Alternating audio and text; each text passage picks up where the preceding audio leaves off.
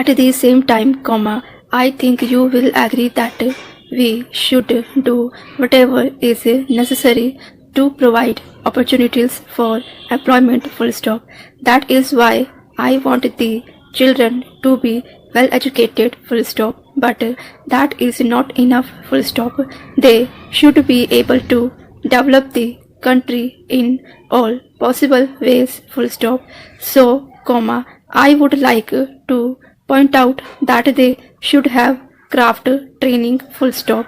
In this connection, I have no doubt that you are aware of the efforts made by the government in this regard full stop.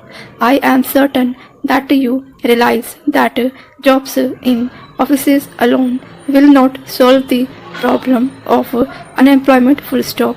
It is for the purpose of providing employment that the government are doing their best to promote cottage and village industries full stop. In conclusion, I thank you all once again for having started the hostel in this place full stop.